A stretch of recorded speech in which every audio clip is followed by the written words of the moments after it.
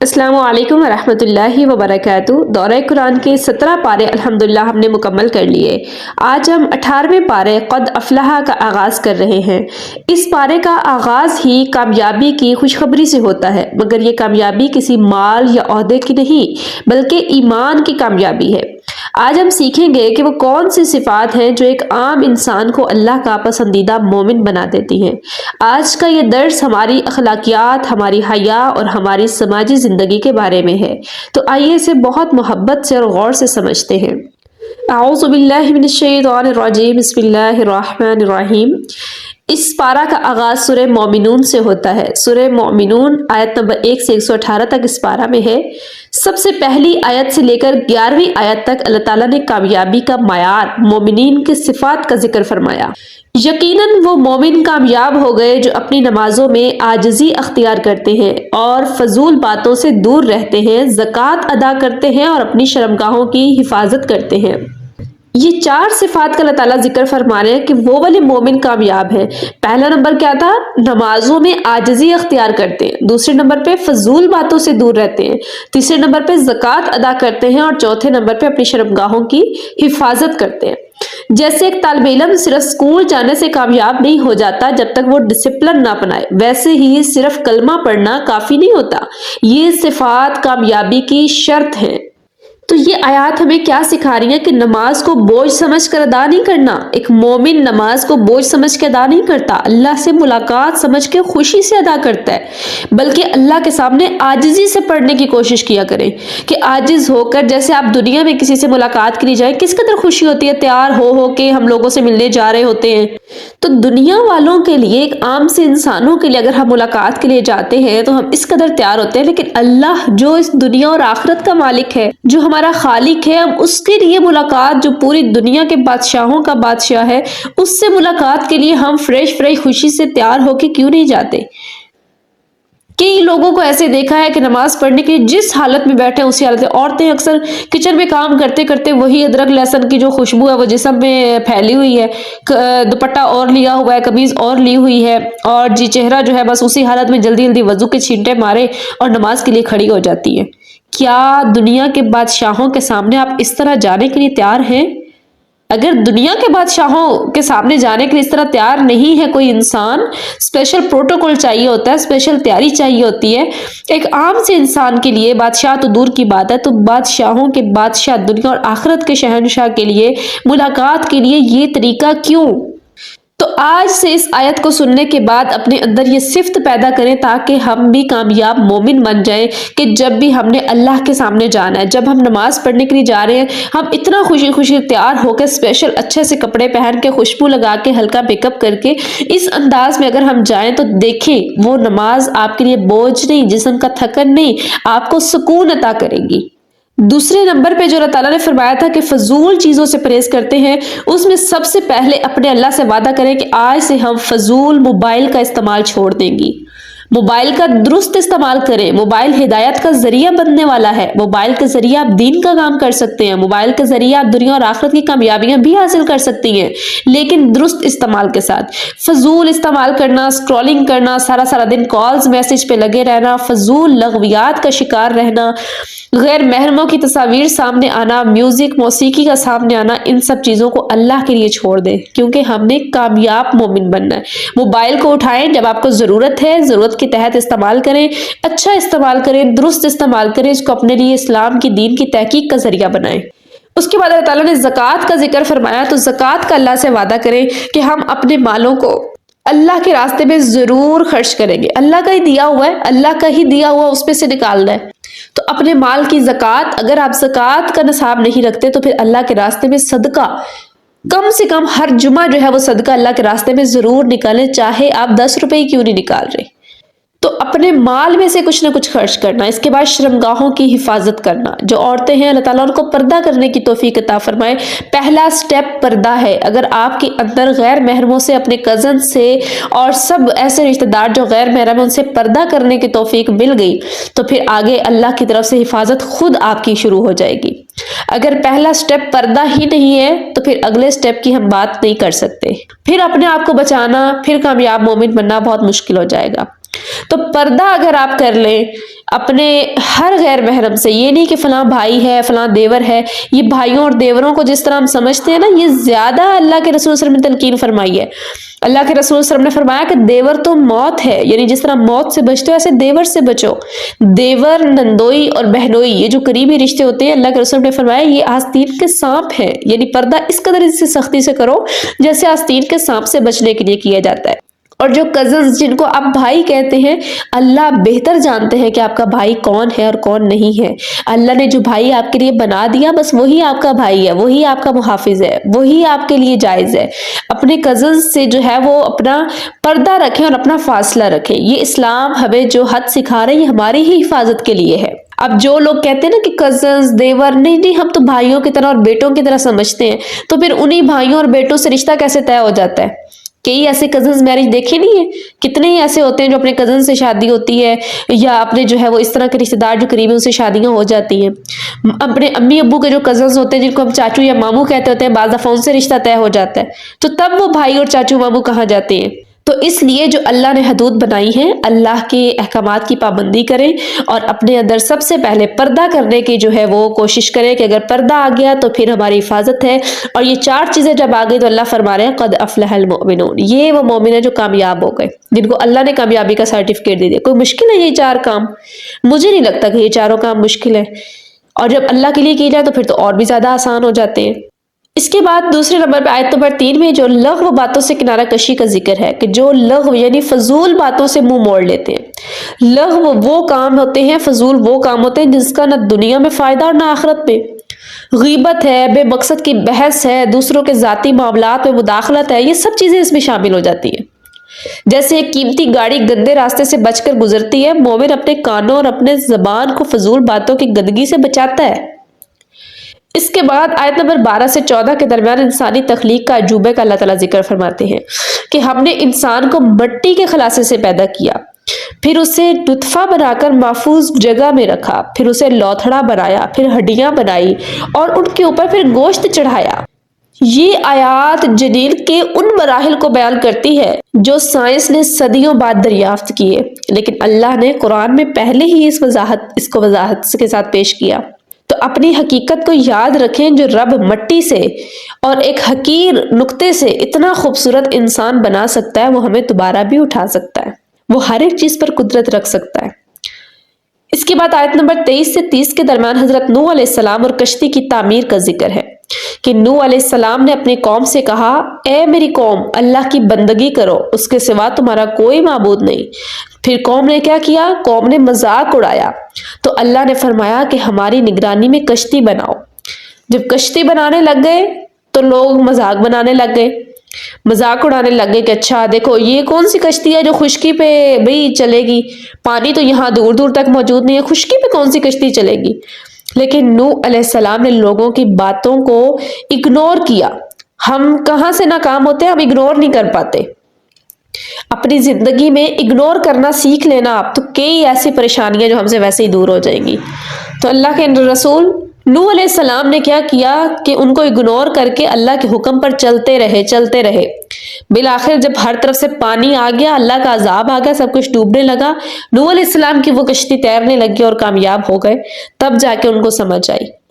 جب آپ اللہ کے حکم پر چلتے ہیں تو آپ اللہ کی نگرانی یعنی اللہ کی سیکیورٹی میں آ جاتے ہیں، پھر دنیا کی کوئی طاقت بھی آپ کو ڈبو نہیں سکتی۔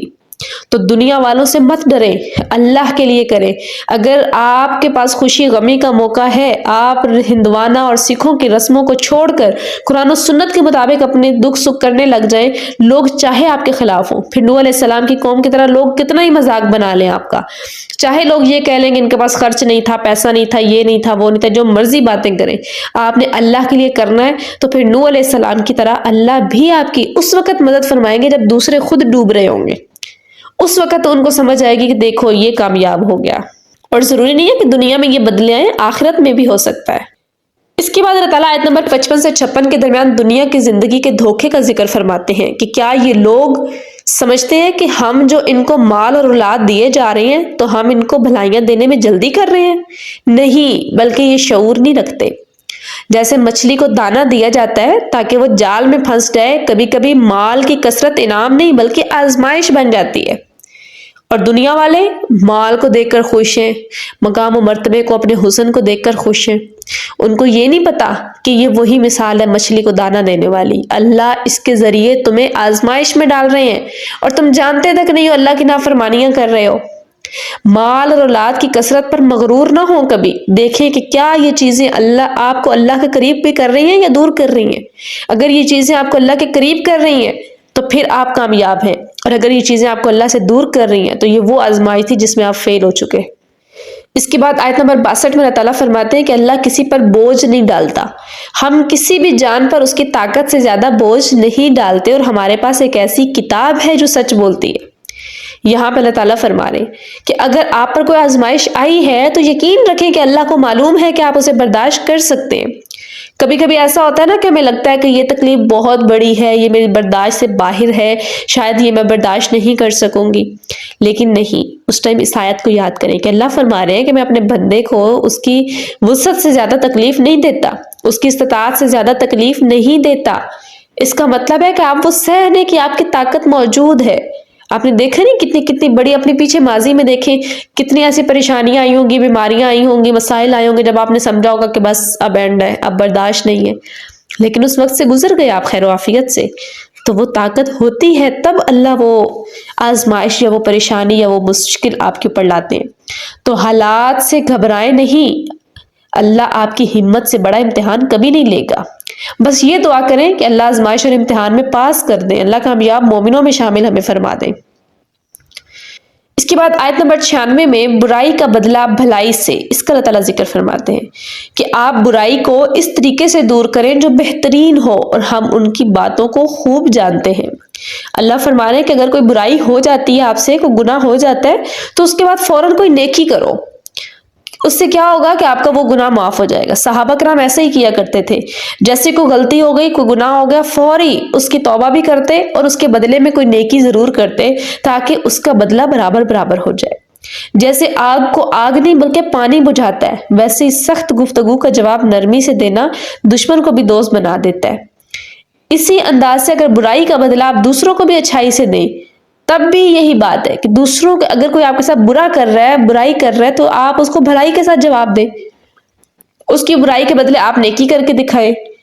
اس آیت سے آپ کو دو چیزیں ملیں گی کہ برائی کا بدلہ بھلائی سے دے، ایک تو خود اگر گناہ ہو جائے اس کے بعد فوراً نیکی کر کے بھلائی کے ساتھ اس کو دور کریں، اگر کسی نے آپ کے ساتھ برا کیا ہے تو اس کے بدلے بھی اچھائی آگے سے دے، آگ کے بدلے آگ نہیں، آگ کے بدلے پانی دے، تب وہ بجھے گا۔ اگر آگ کے بدلے آگ ہی ہو تو وہ کبھی بجھے گی نہیں۔ اگر کوئی آپ کو گالی دیتا ہے تو آپ جواب میں خاموش ہو جائیں، یہی مومن کا وقار ہوتا ہے۔ کوئی برا بھلا کہہ رہا ہے، خاموش ہو جائے۔ کسی کے برا بھلا کہہ دینے سے کیا ہوگا؟ کیا آپ پہ اثر پہنچے گا؟ کچھ بھی نہیں ہوگا، آپ خاموش ہو جائیں اللہ کے لیے۔ اس کے بعد آیت نمبر 99 سے 100 کے درمیان موت کے وقت کی حسرت کا اللہ تعالیٰ ذکر فرماتے ہیں کہ جب ان میں سے کسی کو موت آنے لگتی ہے تو کہتا ہے کہ اے میرے رب مجھے واپس بھیج دے تاکہ میں نیکی کر سکوں، مگر اب اس کے پیچھے ایک برزخ یعنی پردہ ہے قیامت کے دن تک۔ وہ وقت آنے سے پہلے نیکی کر لیں، جب واپسی کا راستہ بند ہو جائے گا تب جا کر انسان پچھتائے گا کہ یا اللہ مجھے واپس بھیج دے، اب میں دیکھ چکا جو دنیا میں مجھے بھولا ہوا تھا نا، میں کہ مجھے نہیں پتا تھا آخرت میں کیا ہوگا۔ آج دنیا والوں کے پیچھے لگ کے ہم سب کچھ چھوڑ کے بیٹھے ہیں نا، کوئی گھر میں 4 مہمان آ جائے ہم نماز چھوڑ کے بیٹھ جاتے ہیں، کوئی شادی فنکشن آ جائے اپنے پردہ تک اتار کے پھینک دیتے ہیں، اپنے رسم و رواج شروع کر دیتے ہیں۔ تو اس آخرت کے دن پہ ان لوگوں کے پیچھے چھوڑنے کے بعد آپ کو پتہ چلے گا کہ ہم جب آخرت میں جائیں گے وہاں ہمارے لیے کوئی مددگار نہیں ہوگا۔ تب ہم کہیں گے یا اللہ اب واپس بھیج دے، اب تو میں نے آخرت دیکھ لی، اب میں ایسا نہیں کروں گا، لیکن اب کوئی راستہ نہیں، اب وہ راستہ بند ہو چکا، اب اس کی تیاری ابھی سے کرنی ہے۔ یہ امتحان گاہ ہے، جو امتحان میں بھی آپ لکھ رہے ہیں اسی کا رزلٹ آپ کو ملنا ہے، اور وہ رزلٹ امتحان کے بعد کا آیا ہوا رزلٹ کبھی چینج نہیں ہوتا۔ دنیا میں تو پھر بھی آپ کو سپلیوں والا ایک آپشن مل جاتا ہے نا، آخرت میں وہ بھی نہیں ہے۔ تو آج سے ہی آخرت کی تیاری شروع کر دیجئے۔ اس کے بعد اللہ تعالیٰ 101 آیت میں بیان فرماتے ہیں رشتوں کی آزمائش کا ذکر کہ پھر جب سور پھونکا جائے گا تو اس دن ان کے درمیان نہ رشتے ناتے رہیں گے اور نہ وہ ایک دوسرے کو پوچھیں گے۔ وہ رشتے جن کے لیے آج ہم گناہ کرتے ہیں کل وہ ہمیں پہچاننے سے بھی انکار کر دیں گے۔ رشتوں کے حقوق ضرور پورے کریں، مگر رشتوں کی خاطر اللہ کی نافرمانی کبھی نہ کریں۔ اس کے بعد آیت نمبر 118 میں اللہ تعالیٰ بخشش اور رحمت کا ذکر فرماتے ہیں اور ایک دعا کا ذکر فرماتے ہیں۔ اللہ فرماتے ہیں اور کہو کہ اے میرے رب بخش دے اور رحم کر، تو سب سے بہتر رحم کرنے والا ہے۔ سورہ مومنون کا اختتام اسی خوبصورت دعا پر ہوتا ہے۔ اپنی ہر محنت اور عبادت کے بعد اللہ سے اس کی رحمت مانگیں، کیونکہ ہم اپنے عمل سے نہیں بلکہ اللہ کے فضل سے کامیاب ہوں گے انشاءاللہ۔ یہاں پہ سورہ مومنون مکمل ہوتی ہے، اس کے بعد سورہ نور کا آغاز ہوتا ہے۔ سورہ نور انتہائی خوبصورت سورت ہے اور عورتوں کے لیے ایک مین پوائنٹ ہے، سب سے زیادہ لازم جو میں کہتی ہوں عورتوں کو پڑھنی اور سیکھنی چاہیے تفصیل کے ساتھ، وہ سورہ نور ہے۔ آیت نمبر 1 سے 14 تک حیا اور پاک دامنی کا قانون اللہ تعالیٰ پہلی دوسری آیت میں ہی بیان فرماتے ہیں۔ آیت نمبر 2 سے 4 کے درمیان اس صورت میں اللہ نے زنا کی سزا اور پاک دامن عورتوں پر تہمت لگانے کی سخت سزا بیان فرمائی۔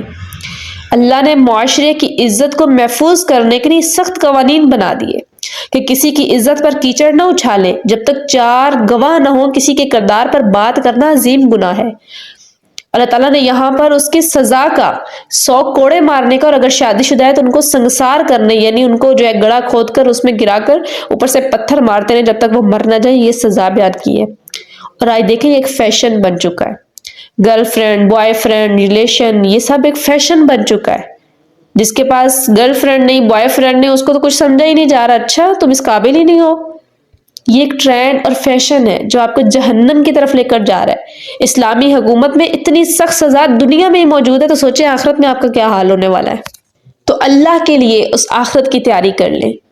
آج ہم چھوٹی چھوٹی باتوں پر تہمت لگانے والے کی سزا 80 کوڑے بیان فرمائی دنیا میں، اور آج عورتیں 2 بیٹھی ہیں، کسی کی بھی بات فلاں کا فلاں سے تعلق ہے، فلاں ایسی ہے، فلاں ویسی ہے، چھوٹا سا کسی کی بات کا ذکر ہوگا، فلاں تو ہے ہی ایسی، ہاں میں نے بھی اسے دیکھا تھا، فلاں موبائل پہ لگی ہوئی تھی، فلاں پتہ نہیں کس سے بات کر رہی تھی، فلاں آدمی ایسا ہی ہے، کونے پہ کھڑا ہوتا ہے، گلیوں پہ پھرتا ہے، اس کا کردار ہی غلط ہے، فلاں ایسا ہے۔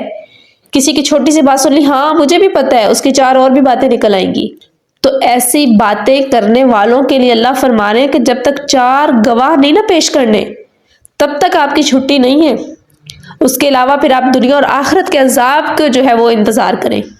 تو اس آیت کے بعد سب سے پہلے اللہ سے پاک دامنی کا سوال کریں، اللہ سے دعا کریں کہ اللہ ہمیشہ ہماری حفاظت فرمائے، ہمیں پاکیزہ رہنے کی توفیق عطا فرمائے، اور دوسرا ہمیں اپنی زبان پر کنٹرول کرنے کی توفیق عطا فرمائے۔ یہ زبان جو ہے نا، یہ ہمیں پتہ نہیں کہاں سے کہاں لے جاتی ہے۔ چھوٹی چھوٹی باتوں کو بڑھا کر پیش کرنا، ہمیں پتہ ہی نہیں ہے کہ ہمارے سارے اعمال شاید تباہ ہو رہے ہیں اس کی وجہ سے۔ تو آج سے توبہ کریں اس آیت کو سننے کے بعد کہ انشاءاللہ میں ابھی سے اپنے اللہ سے وعدہ کرتی ہوں کہ میں کبھی کسی عورت یا مرد کے لیے یہ بات نہیں کروں گی کہ فلاں ایسا ہے یا ویسا ہے۔ کسی کے کردار پر میں بات تب تک نہیں کروں گی جب تک 4 گواہ پیش نہ ہو جائیں۔ 4 گواہ بھی ہو جائیں تو میں کہتی ہوں پردہ ڈالیں کسی کے عیب پر، اس کو تلقین کریں تنہائی میں جا کر، شاید وہ توبہ کر لے، بجائے اس کے کہ آپ ڈورا پیٹنا شروع کر دے۔ اس کے بعد آیت نمبر 11 سے 20 میں واقع افک کا ذکر ہے۔ سیدہ عائشہ رضی اللہ عنہا جو نبی کریم صلی اللہ علیہ وسلم کی بیوی ہیں، جب منافقین نے حضرت عائشہ رضی اللہ عنہ پر تہمت لگائی تو اللہ نے ان کی پاک دامنی کی گواہی آسمان سے نازل فرما دی۔ یہ ایک بہت لمبا اور خوبصورت واقعہ ہے جس میں اللہ تعالیٰ نے پہلے تو آزمائش آئی حضرت عائشہ رضی اللہ عنہا پر کہ منافقین نے تہمت لگا دی ان پر معاذ اللہ، لیکن اس کے بعد پھر انہوں نے اللہ کی طرف رجوع کیا، اللہ سے دعائیں کرتے رہے، اللہ نے برات کا ذکر نازل فرما دیا۔ اللہ نے فرما دیا کہ یہ بہت بڑا بہتان ہے، اور جو یہ بہتان لگا رہے ہیں ان کے لیے دنیا اور آخرت میں عذاب ہے۔ تو اس آیت سے سیکھیں، سیدہ عائشہ رضی اللہ عنہ کی زندگی سیکھیں کہ اگر آپ پر بھی کوئی جھوٹا الزام لگائے تو صبر کریں، اللہ سچ کو ظاہر کر کے ہی رہتا ہے۔ یہ 4 دن کی آزمائش ہے، اور پھر سچ بھی اللہ ظاہر کرتا ہے، اور پھر مقام بھی عطا کرتا ہے اس صبر کے بدلے۔ ہاں صبر ہونا چاہیے، یہ نہیں کہ اگر کسی نے الزام لگایا آپ اس کے اوپر 6 لگا دو، آپ نے کسی کو 1 سنائی آپ اس کو 4 سنا دو، پھر نہیں۔ اگر الزام لگا، آپ نے ہلکی سی وضاحت دی، کوئی نہیں مان رہا، اللہ کے لیے آ جائے، اللہ کے در پر گر جائے، نوافل پڑھنا شروع کر دیں، اللہ سے رو کے دعائیں کرنا شروع کر دیں، پھر آپ کو اس صبر کا اجر اور مقام ملے گا انشاءاللہ۔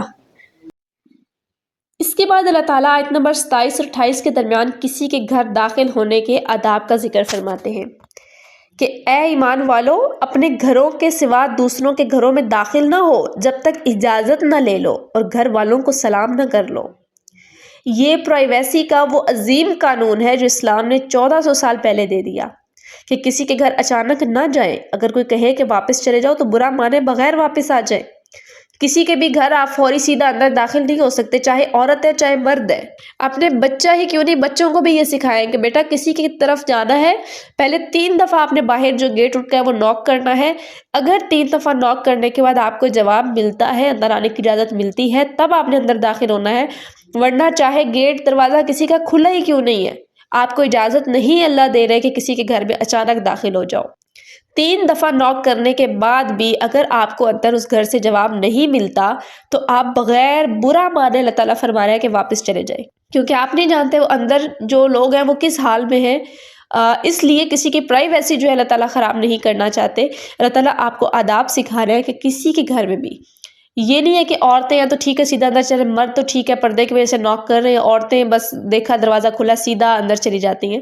تو یہ عادت آج سے ختم کر دیجیے۔ اللہ نے قرآن میں واضح اس کا حکم فرما دیا کہ کسی کے بھی گھر جانا 3 دفعہ نوک کرنا ہے، اس کے بعد جواب ملے تو ٹھیک، اگر نہیں تو واپس چلے جانا ہے۔ اور پھر برا بھی نہیں منانا کہ دیکھا دروازہ نہیں کھولا، میں گئی تھی، یہ تھا وہ تھا، پھر کوئی بات بھی منہ نہیں بنانا۔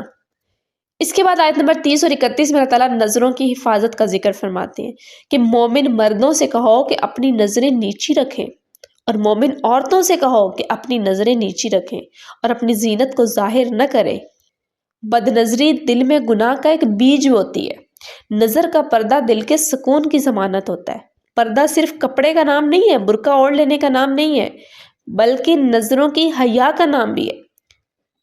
تو سوشل میڈیا پر بھی دیکھیں کہ نظروں کا پردہ بہت ضروری ہے۔ سوشل میڈیا پہ آپ لوگوں کے ویڈیوز دیکھ رہے ہیں، بے پردہ خواتین کو مرد جو ہے وہ دیکھ رہے ہیں، مردوں کو جو ہے وہ خواتین دیکھ رہی ہیں، تو یہ بد نظری کی سب سے بڑی علامت ہے کہ آپ کے سامنے چیز آ رہی ہے، آپ کیوں دیکھ رہے ہیں؟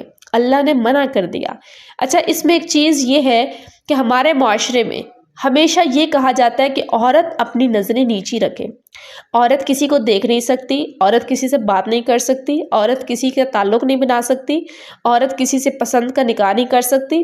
ٹھیک ہے، باتیں غلط ہیں، عورت کو بھی اللہ حکم دے رہی ہیں، لیکن معاشرے کی بات بتا رہی ہوں کہ ہمارے جو مرد ہیں اس قوم کے، مردوں کے لیے بد نظری بھی جائز ہے، مردوں کے لیے لڑکیوں کی باتیں کرنا بھی جائز ہے، مردوں کے لیے واٹس ایپ اور موبائل سکرولنگ سب کچھ جائز ہے، ان کے لیے چیٹنگ بھی جائز ہے، ان کے لیے ایک ایک ٹائم میں 10 لڑکیوں سے تعلق رکھنا بھی جائز ہے، ان کے لیے جو ہے وہ پسند کی شادیاں کرنا بھی جائز ہے، ان کے لیے سب کچھ ٹھیک ہو گیا۔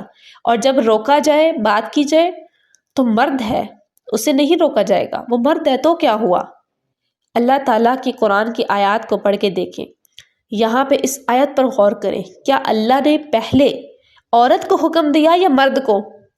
اللہ تعالیٰ نے آیت نمبر 30 سے 31 کے درمیان پہلا مردوں کو حکم دیا ہے کہ مومن مردوں سے کہو کہ اپنی نظریں نیچی رکھیں اور اپنی شرمگاہوں کی حفاظت کریں، اور پھر مومن عورتوں سے بھی کہو کہ اپنی نظروں کی حفاظت کریں، اپنی نظریں نیچی رکھیں اور اپنی زینت کو ظاہر نہ کریں۔ پہلا حکم مردوں کے لیے ہے، لیکن ہمارا معاشرہ الٹ ہو چکا ہے۔ تو مردوں کے لیے جائز نہیں ہو گیا بد نظری کرنا، موبائل چلانا، فلم، موویز، ڈراماز دیکھنا۔ جیسے عورت کے لیے غیرت رکھتے ہیں مرد، ایسے اپنے لیے بھی غیرت رکھیں، اور بالکل عورت بھی مرد کو تنبیہ کر سکتی ہے، اس کو روک سکتی ہے اپنے مرد کو ان سب حرکتوں سے، اور اس کو یہ آیت بتا سکتی ہے کہ اللہ نے قرآن میں پہلے مردوں کو حکم دیا کہ اپنی نظریں نیچی کرو اور اپنی حفاظت کرو، اس کے بعد عورتوں کو حکم دیا کہ اللہ تعالیٰ نے عورت میں ویسے ہی حیا کا مادہ رکھا ہوا ہے، وہ قدرتی طور پہ بھی جھجکتی ہے، شرماتی ہے، اور پھر اللہ تعالیٰ نے عورت کو زینت چھپانے کا حکم دیا کہ وہ اپنی زینت کو، اپنی خوبصورتی کو چھپائے۔ سر سے پاؤں تک عورت زینت ہی زینت ہے، سر سے پاؤں تک اپنے آپ کو چھپائے گی، اپنے اوپر برقع اوڑھے گی۔ اب برقع اوڑھنے کا بھی مطلب یہ نہیں ہے کہ وہ اتنا نقش و نگار والا اور اتنا ٹائٹ اور اتنا خوبصورت ہو جائے کہ اس کو جو ہے وہ خوشبوئیں لگا لگا کے آپ گزر رہی ہیں اور جی اس انداز میں آپ جائیں، تو وہ برقع نہیں ہوگا۔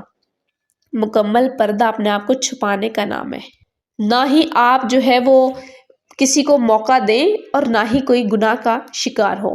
تو دونوں کے لیے اللہ تعالیٰ فرما رہے ہیں کہ بد نظری دونوں کے لیے ایسی ہے، دونوں کے لیے جائز نہیں۔ اللہ تعالیٰ سمجھ کی توفیق عطا فرمائے اور اللہ تعالیٰ اس پر عمل کی توفیق عطا فرمائے۔ اس کے بعد آیت نمبر 32 میں اللہ تعالیٰ نکاح میں آسانی کا ذکر فرماتے ہیں، اور اپنے میں سے بغیر نکاح والوں کے نکاح کر دیا کرو، اگر وہ غریب ہوں گے تو اللہ اپنے فضل سے انہیں غنی کر دے گا۔ آج ہم رزق کے ڈر سے شادیاں لیٹ کرتے ہیں، جبکہ اللہ فرماتا ہے کہ نکاح رزق میں برکت کا ذریعہ ہے۔ نکاح کو آسان بنائیں تاکہ معاشرہ بے حیائی سے بچ سکے۔ اچھا دیکھیں، لیکن ایک چیز ہے، اللہ تعالیٰ یہاں پہ فرما رہا ہے کہ اگر کوئی غریب ہے وہ نکاح کرے گا تو وہ امیر ہو جائے گا، لیکن میرے خیال میں ہمارے پاکستان اور انڈیا میں اور آج کل بلکہ پوری دنیا میں یہ سلسلہ چل رہا ہے کہ جس طرح شادیاں کی جاتی ہیں، میرے خیال میں امیر بھی غریب ہو جائیں گے۔ اتنا خرچ کیا جاتا ہے شادیوں پر، اتنا خرچ کیا جاتا ہے، میرے خیال میں کئی سال تک جو جمع پونجی میں گزار دیتے ہیں کہ ہاں جی شادی کرنی ہے، اتنا جمع کریں جمع کریں جمع کریں، اور وہ 2 سے 3 دن میں اڑا دیا جاتا ہے۔ اللہ فرما رہے ہیں کہ جو غریب ہیں ان کو امیر کرنے کا ذریعہ تھا نکاح، یہاں پر امیر اپنے آپ کو غریب کر رہے ہیں۔ تو اسی لیے ان لوگوں کے نکاح بھی آپ خراب کر رہے ہیں جو آپ رسم و رواج ہندوانہ سیکھو، اپنے لیے تو آخرت برباد کر رہے ہیں، سنت کے خلاف اعمال ہی کر رہے ہیں، لیکن ان لوگوں کے لیے جو غریب بیٹیاں یا بیٹے ہیں ان کے لیے آپ مشکل کا باعث پیدا کر رہے ہیں۔ آج امیر لوگوں کے خرچ دیکھ کر اور سوشل میڈیا کے ولاگنگ دیکھ کر عام بندہ اپنی شادی کرتے وقت شرماتا ہے۔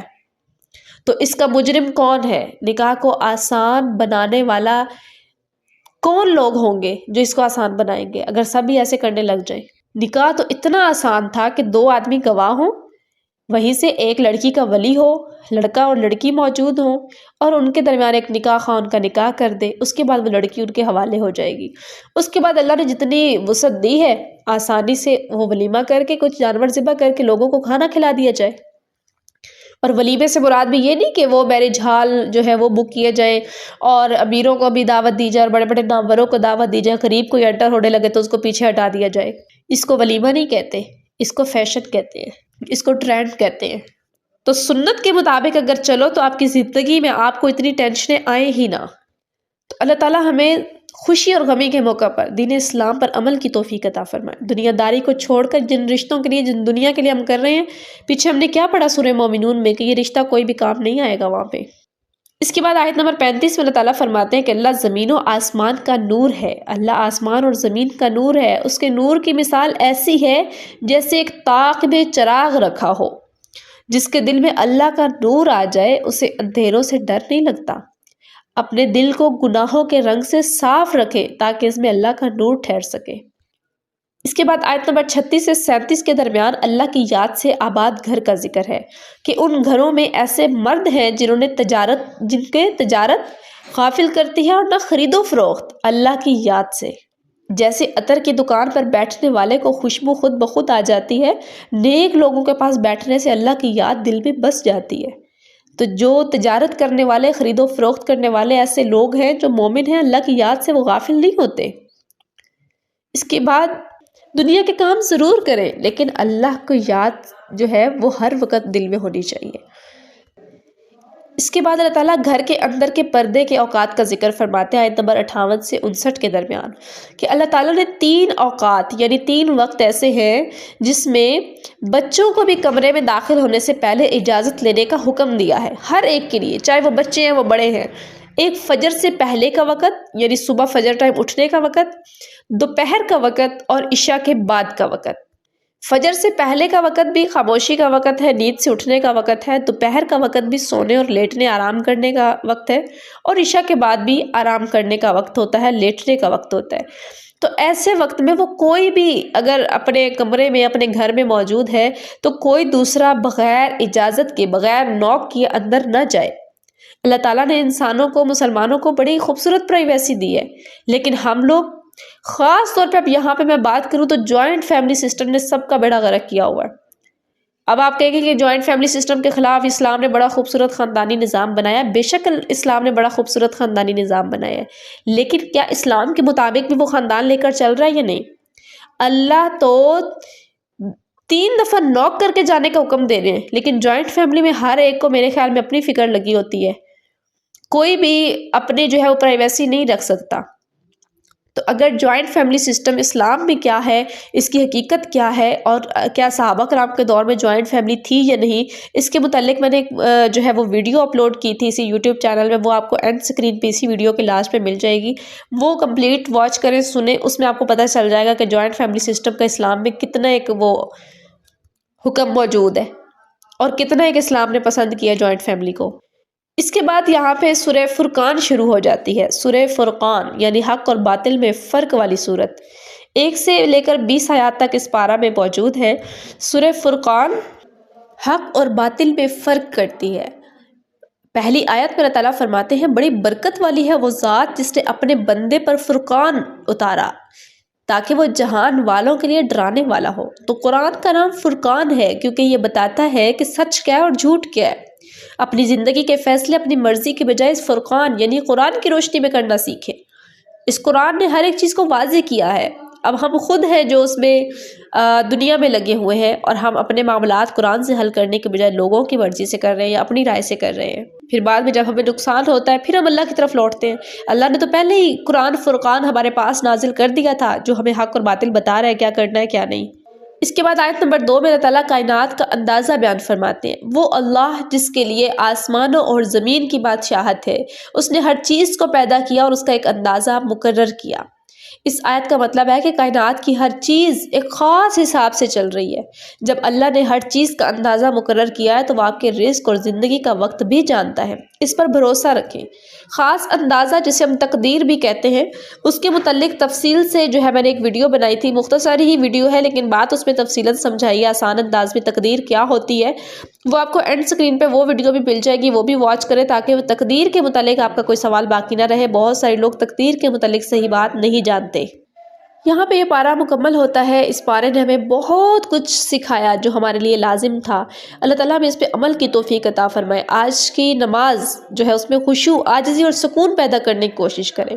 اپنی نظروں کی حفاظت کریں، خاص طور پر موبائل استعمال کرتے وقت۔ دوسروں کے کمرے یا گھر میں داخل ہوتے وقت اجازت لینے کی عادت ڈالیں۔ معاشرے میں نکاح کو آسان بنائیں تاکہ برائی کا خاتمہ ہو۔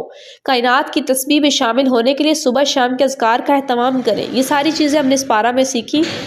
اللہ سے دعا ہے کہ یا اللہ ہمیں ان مومنین میں شامل کر جو کامیاب ہونے والے ہیں۔ ہمیں حیا اور پاک دامنی کی زندگی عطا فرما۔ یا اللہ ہماری نظروں کو، ہماری زبانوں کو، ہماری سوچوں کو پاک کر دے۔